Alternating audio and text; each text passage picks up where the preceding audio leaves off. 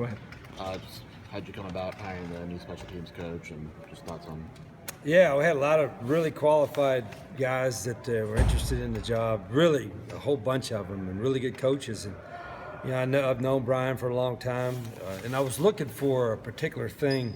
Obviously, special teams experience, but also I wanted defensive experience, and particularly maybe a guy that had some defense coordinator experience to bring us another set of eyes to help in that room. So, really, with Brian's background and experience, he'll do special teams and be in charge of that, but he'll also be able to give us another coach on the defensive side. Is there a specific unit with the defense that he might be working with? No, I mean, probably deal more with pass rushers, but it'll probably be the overall thing, just wherever Coach Yates and those guys need help at. Did your relationship with Urban Meyer contribute to Sure, this hire? yeah. I mean, I talked to Urban about it. Urban and I go way back, and he obviously had great things to say, but I've known Coach Knorr for, probably 10, 15 years at least. And, he's not only a good coach, but I think he'll be an excellent recruiter and a good fit for the staff. Can you speak about Kyrie Lane and what you kind of saw in him? And Who's that? The quarterback signee this week. Oh, Kahari? Yeah, it was this week or is that last week? Yeah, I thought he was completely overlooked. And he's a little small school in a small town in Georgia. Led his team to great success. He had ridiculous numbers, whatever it was, 54 touchdowns, 2 interceptions, and I just liked his demeanor when we met with him. I think he's completely overlooked, and we were fortunate to get him.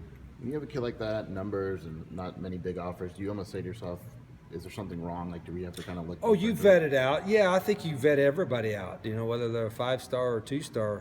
But I think you got to make a decision based on what we feel is a guy that can compete for the job and have success at this level. And watching on film, talk to everybody at a school, his coaches and people, they love the guy. So we needed more guys there, and we're still talking to some others.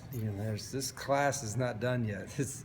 So it's nonstop. But the quest for good players is never ending, and the staff is working hard at it. With 2 running backs in this class and now 2 quarterbacks, are the numbers for those 2 positions about where you want them to be?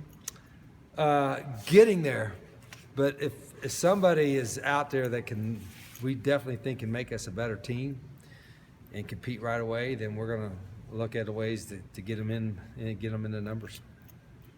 So the tight ends were really involved in the scrimmage the other day in the passing game. Do you feel like you need to get the tight ends and running backs a little bit more involved? Well, that's the number one thing of college football fans across the country. Throw the ball to the tight end, he's always open. I mean, it's universal. It's amazing. We got good tight ends that we could throw to, and if they get open, they'll catch more balls if we throw it accurately and protect. But we're using them more in different ways, I guess, as far as not just in a traditional position, because our guys are athletic enough to go different spots. But I like the group we have. I like the group of tight ends we have, and so far in spring, they've done some good stuff. Now that Coach McGee is coaching that group, does he have a little bit of influence with you about? He's got a little influence with me on about everything, but offensively. But I'm excited about Coach McGee coaching them because, one, I think he's obviously a great position coach, but he's played the position. He played the position in the pros, and he understands our offense extremely well, and I think he's been very beneficial already in just the few weeks that he's had the tight ends. So now that that open practice is over, the Made for TV event, what are you kind of hoping to accomplish here over the remainder? We may have another one, remainder of Michael, that you brought that. I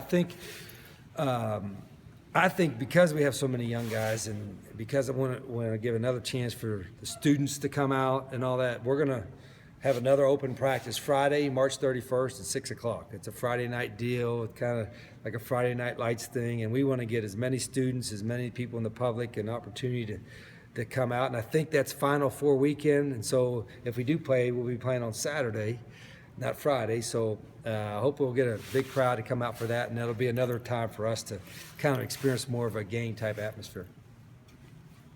You have a football camp tomorrow afternoon. What do you kind of get out of that? What do you? Well, that's for the kids of Steel. Just it's a community event. I love doing it. Our players will be involved, our coaches, and it's just a chance to give back to the community a little bit and let some folks get over and run around in our stadium. It's kind of neat to watch the little kids and get big eyed and see that be a chance to run and score touchdowns in Arizona Stadium.